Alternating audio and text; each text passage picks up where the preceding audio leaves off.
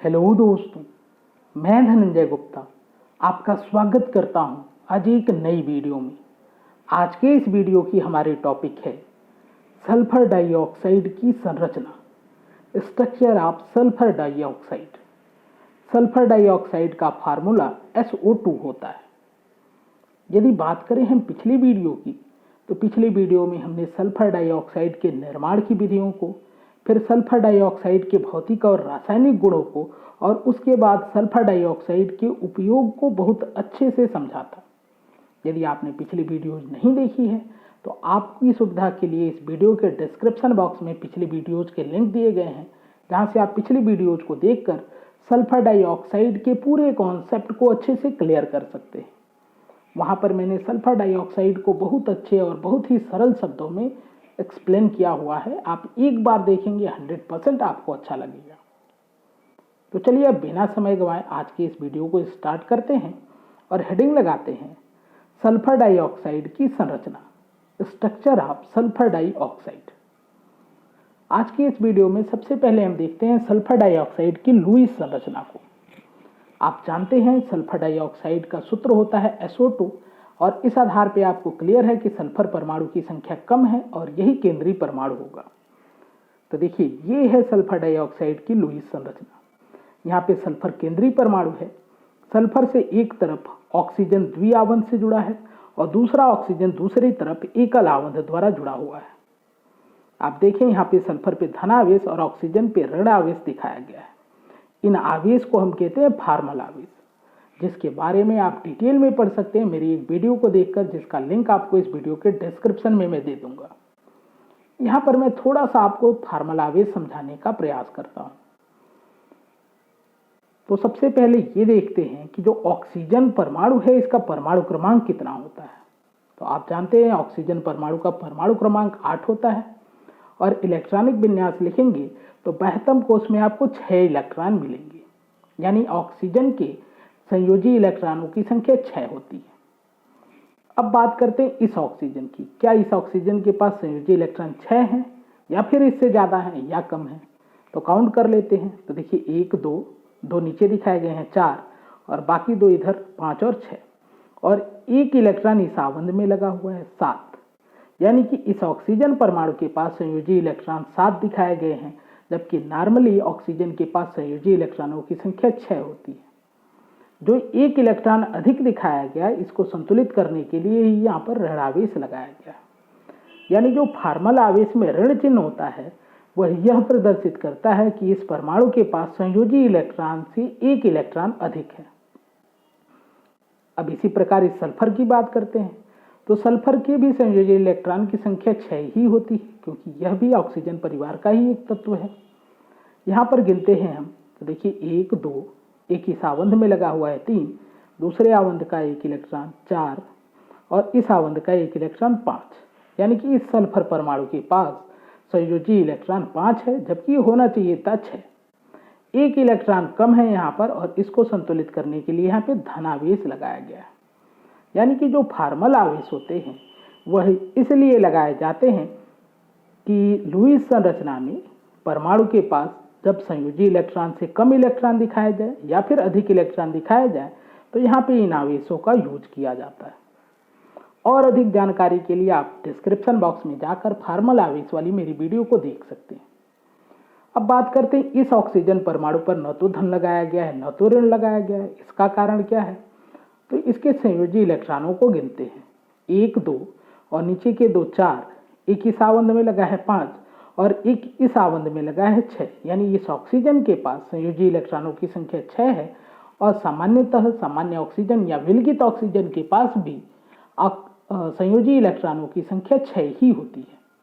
तो यहाँ पे संयोजी इलेक्ट्रॉन न तो कम है और न ही ज़्यादा है, तो इसलिए यहाँ पर न तो धनावेश लगाया जाएगा और न ही ऋणावेश। उम्मीद है कि ये लुईस संरचना आपको समझ में आ गई होगी।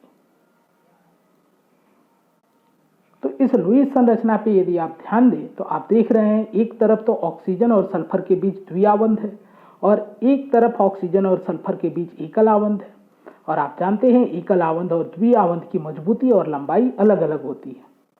लेकिन वास्तव में जब हम सल्फर डाइऑक्साइड के इस आवंध को मापते हैं तो दोनों तरफ की जो आवंध हैं इनकी लंबाइयां बराबर आती हैं। तो चलिए पहले इस बात को लिखते हैं। सल्फर डाइऑक्साइड अणु में दोनों ऑक्सीजन सल्फर आवंध की लंबाई 143.1 पिकोमीटर होती है, अर्थात कि ये लुईस संरचना है। यहाँ पे इस तरफ जिधर की डबल आवंध दिखाया गया है, द्विआवंध दिखाया गया है, इधर की भी लंबाई और जो एकल आवंध दिखाया गया है, दोनों तरफ की लंबाई 143.1 पिकोमीटर होती है। यहाँ पे आपको दिखाया गया है।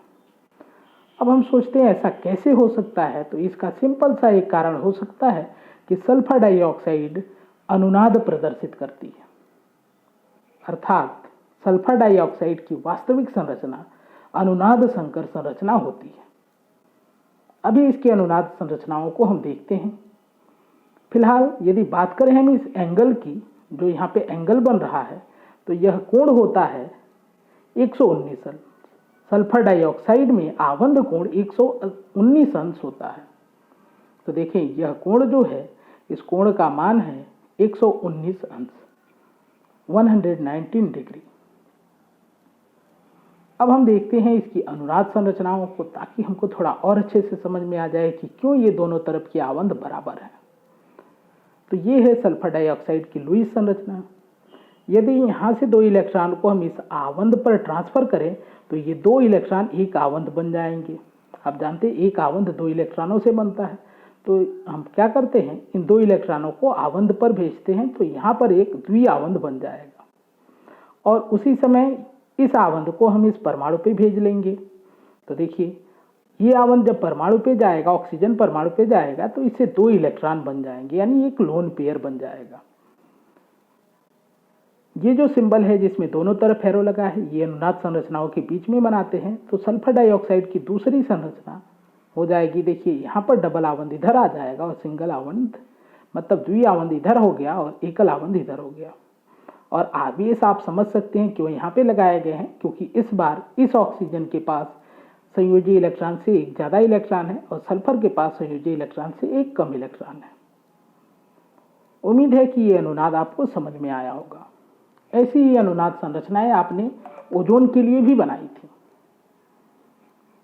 आप जानते हैं कि जब कोई भी अणु अनुनाद प्रदर्शित करता है तो इसकी जो वास्तविक संरचना होती है, न तो इसकी इस संरचना के जैसी होगी, न तो इस संरचना के जैसी होगी, बल्कि वह सभी अनुनाद संरचनाओं की एक मध्यवर्ती संरचना होती है। तो यहाँ पे तो 2 ही अनुनाद संरचनाएं हैं। तो सल्फर डाइऑक्साइड की जो वास्तविक संरचना होगी, ये वह इन दोनों संरचनाओं की मध्यवर्ती होगी, और वो कुछ ऐसी हो सकती है जिसको वास्तव में पेपर पे बनाया नहीं जा सकता, लेकिन हमने यहाँ पे समझने के लिए बनाया है कि यहाँ पे सल्फर केंद्रीय परमाणु है और दोनों तरफ इससे ऑक्सीजन परमाणु जुड़े हुए हैं। यहाँ पे देखिए सल्फर और ऑक्सीजन परमाणु के मध्य पूरी तरह से न तो द्विआवंध है, न तो पूरी तरह से एकल आवंध है, क्योंकि यहाँ पर देखें एकल आवंध है इस सल्फर और ऑक्सीजन के बीच, और यहाँ पर इसी सल्फर और ऑक्सीजन के बीच यहाँ पे द्विआवंध है।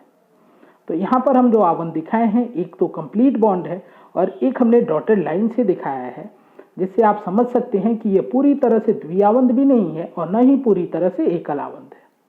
ठीक इसी प्रकार दूसरी तरफ जो सल्फर और ऑक्सीजन के बीच का आवंध है, यहाँ पर देखें यह द्विआवंध है और यहाँ पर एकल आवंध है। तो वास्तव में जो अनुनाद संकर संरचना होगी, इसमें यह आवंध न तो पूरी तरह से द्विआवंध होगा और न तो पूरी तरह से एकल आवंध होगा। तो इस तरह से अब इधर के आवंध की मजबूती और इधर के आवंध की मजबूती बराबर है, क्योंकि दोनों में एक जैसे लक्षण हैं और इसलिए दोनों की लंबाइयां भी बराबर हैं, जिसका मान अभी आपने देखा 143.1 पिकोमीटर। तो उम्मीद है आपको समझ में आ गया होगा कि सल्फर डाइऑक्साइड की वास्तविक संरचना उसकी 2 अनुनाद संरचनाओं की मध्यवर्ती होती है, और इस संरचना को हम कहेंगे सल्फर डाइऑक्साइड की अनुनाद संकर संरचना, यानी कि रिजोनेंस हाइब्रिड स्ट्रक्चर। उम्मीद है कि आज की वीडियो आपको पसंद आएगी। तो दोस्तों ये थी आज की वीडियो।